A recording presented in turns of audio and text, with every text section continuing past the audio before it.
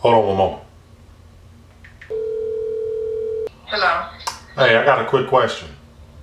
Okay. What is tofu? I don't know.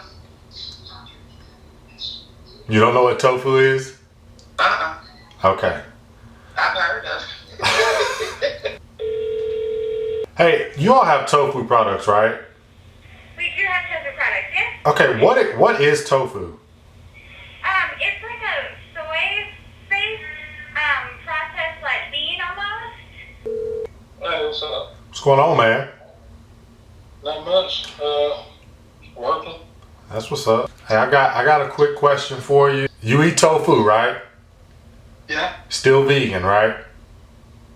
All the way. Okay. Can you tell me what tofu is? Tofu, isn't it soy? Like, how's it made? I'm curious. I have no idea. Hello. Hey, real quick. Mm-hmm. I got a question for you. Okay. What is tofu? What is tofu? Yeah. I really don't know how to explain it. It's like, I don't think it's like a vegetable, but it's not a vegetable.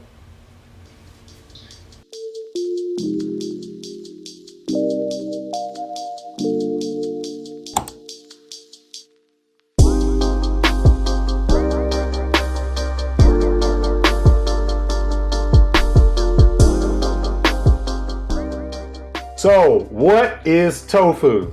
You can ask your favorite places to eat that serve it. You can ask friends that have been vegan for a while. You can ask people that have no clue. What is it? And is it really good for you? It's been said that tofu will give you boobs, increase estrogen in your system, doesn't provide a sufficient type of protein, and it's overall highly processed and unhealthy for you. This is exactly what I thought. So guess what I did? I stayed away from it.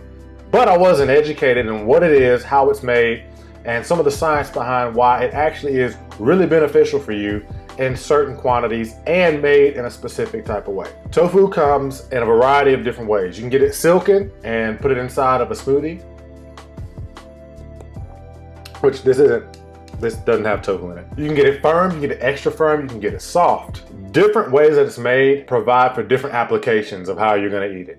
So I always get extra firm because I prefer to cook tofu. But before we talk about how you can cook it and we get into all that, let's talk about how it's made. Tofu is made from soybeans. And it's interesting to note that the US provides over half of the world's soybean production. So tofu can essentially be thought of in an analogy that says tofu is to soybeans as cheese is to milk. So basically, it's a bean cheese or bean curd. How it's made? Tofu comes from soybeans. Those soybeans go into a process that includes them being soaked for 18 to 24 hours until they've absorbed enough water to be almost double the size of what they originally were. From there, they get processed and crushed. The result is a soupy substance that's then transformed to a paste by heat. And then it gets spun until milk pulp is separated, a coagulant gets added to it until it becomes solid, gets placed into a block, and that's the tofu that you get. So silken tofu is typically good in creamy blends. So like a cheese you're gonna make, smoothie again, or in like sauces and different recipes, maybe even a bacon recipe, you could use it. Extra firm and firm, they're better for cooking and meat substitutes. The next question is it healthy for you? Because like I said earlier in the video, I was big time against it, right? Tofu is one of the only complete protein sources for a vegan and a vegetarian. So one block of hard tofu, weighing about 122 grams, boasts 177 calories, 5.36 grams of carbohydrates, 12.19 grams of fat, and everybody's favorite, 15.57 grams of protein. And this protein in particular, when it comes to tofu, has a slightly higher bioavailability than other plant proteins. That's one of the biggest arguments that comes along with plant and vegan and plant-based lifestyles, is that proteins are not as bioavailable. So I've seen several graphs that show the bioavailability of tofu, And it's on a scale range between 0 to 100, obviously 100 being the most bioavailable. And tofu, based on the research that I've seen, comes somewhere between 64 and 74, which is kind of good considering that casein proteins come in at about 80. So with that being said, there's also a lot of controversy talking about the anti-nutrient profile inside of tofu. In some circles, one of the most talked about anti-nutrient inside tofu is the fact that it has trypsin inhibitors, and trypsin is important for the digestion of protein.